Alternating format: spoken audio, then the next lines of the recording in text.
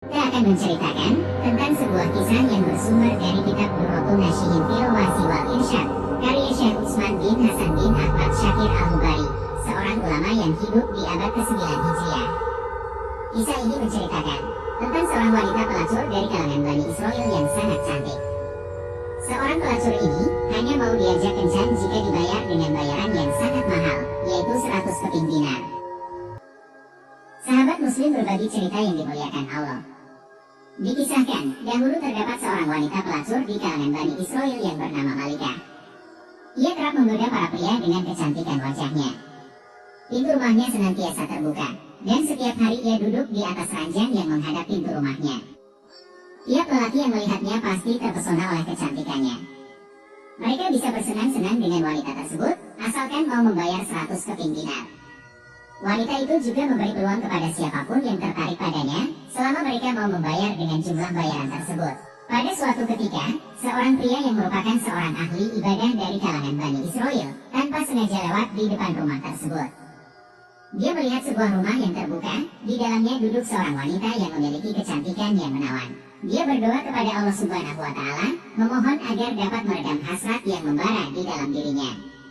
Namun, walaupun ia berusaha menahan, nafsu itu terus membara.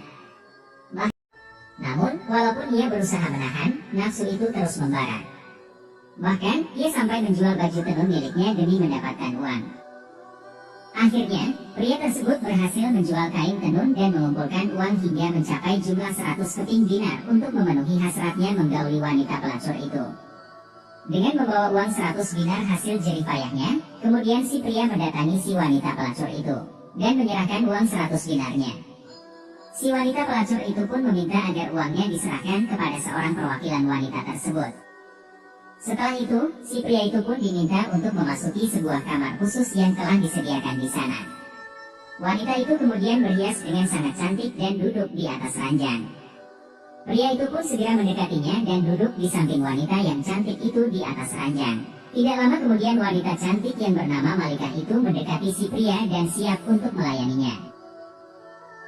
Namun ketika pria ahli ibadah itu mengulurkan tangan untuk menyentuh Malikah, hatinya langsung terguncang hebat dan merasa takut akan kuasa Allah Subhanahu wa Ta'ala. Di dalam hatinya, ia menyadari bahwa Allah Maha mengetahui tindakannya saat ini, dan ia takut bahwa semua amal ibadah yang telah ia lakukan akan lenyap. Si pria itu merasa ketakutan yang luar biasa, wajahnya sangat pucat dan tubuhnya pun gemetar. Melihat keadaan tersebut, Malikah kemudian bertanya kepada si pria, "Apa yang sedang terjadi padamu?" Dengan rasa takut, pria itu menjawab, "Sesungguhnya, aku merasa takut kepada Allah Subhanahu wa Ta'ala. Maka, izinkanlah aku untuk pergi." Kemudian Malikah berkata, "Sebenarnya, banyak orang cenderung mengikuti keinginan mereka setelah mendapatkan peluang ini. Jadi, lakukanlah apa yang telah tersedia untukmu saat ini," kata Malikah mencoba membujuknya. Kemudian pria itu berkata, "Sesungguhnya, aku merasa takut kepada Allah yang Maha Agung, dan uang 100 keping dinar yang telah aku berikan padamu, sekarang adalah milikmu secara halal." Malikah kemudian kembali bertanya, "Apakah kamu belum pernah berbuat zina sekalipun sebelumnya?" Tanpa ragu, pria itu menjawab, "Tidak, aku belum pernah melakukan hal tersebut sebelumnya." Kemudian Malikah kembali bertanya untuk terakhir kalinya, "Dari mana asalmu dan siapa namamu?" Pria tersebut menyebutkan nama dan alamat tempat tinggalnya kepada Malikah. Dengan penuh rasa takut kepada Allah Subhanahu wa Ta'ala, si pria ahli ibadah itu kemudian pergi meninggalkan Malikah sambil meneteskan air mata sebagai bentuk penyesalannya kepada Allah Subhanahu wa Ta'ala. Setelah peristiwa tersebut, hati Malikah sangat tersentuh. Berkat rahmat Allah Subhanahu wa Ta'ala dan berkah dari pria tersebut, rasa takut kepada Allah muncul di dalam hati Malikah. Malikah pun berbicara dalam hatinya, pria itu yang baru akan melakukan dosa untuk pertama kalinya, tetapi hatinya dipenuhi rasa takut yang luar biasa kepada Tuhan. Sementara aku yang telah berbuat dosa selama sekian tahun, seharusnya rasa takutku lebih besar daripada rasa takut pria itu. Sejak saat itu, Malikah menjadi semakin sadar dan penuh rasa takut kepada Allah Subhanahu wa Ta'ala. Dia menutup pintu rumahnya dan mengenakan pakaian kusut yang sudah lama, sebagai bentuk kehinaan dirinya.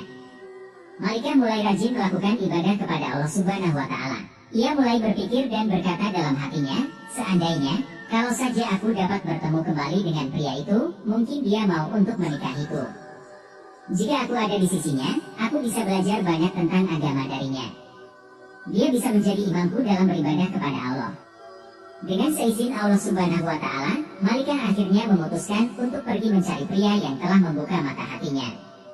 Ia membawa bekal dan harta dalam perjalanannya. Setelah perjalanan panjang, akhirnya wanita tersebut tiba di perkampungan tempat tinggal pria tersebut. Si wanita itu menanyakan kepada penduduk desa tentang keberadaan dan alamat tempat tinggal pria tersebut. Kemudian penduduk desa mengantar Malikah untuk sampai ke rumah si pria.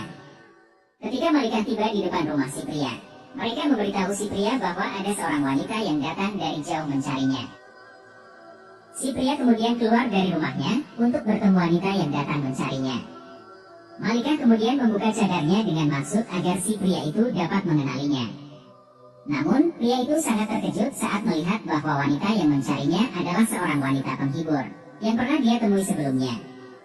Melihat wanita tersebut, pria itu teringat kembali apa yang pernah terjadi antara dirinya dengan si wanita itu. Seketika pria itu pun menjerit dengan keras, kemudian tubuhnya jatuh tersungkur di atas tanah, hingga pria itu meninggal dunia. Setelah proses pemakaman si pria itu selesai, Malikah masih terlihat sangat sedih.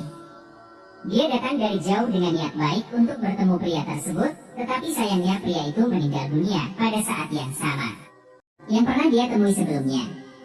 Melihat wanita tersebut, pria itu teringat kembali apa yang pernah terjadi antara dirinya dengan si wanita itu. Seketika pria itu pun menjerit dengan keras, kemudian tubuhnya jatuh tersungkur di atas tanah, hingga pria itu meninggal dunia. Setelah proses pemakaman si pria itu selesai, Malikah masih terlihat sangat sedih. Dia datang dari jauh dengan niat baik untuk bertemu pria tersebut, tetapi sayangnya pria itu meninggal dunia pada saat yang sama. Kemudian Malikah pun bertanya kepada para penduduk dengan menanyakan, apakah pria itu memiliki seorang keluarga yang membutuhkan istri.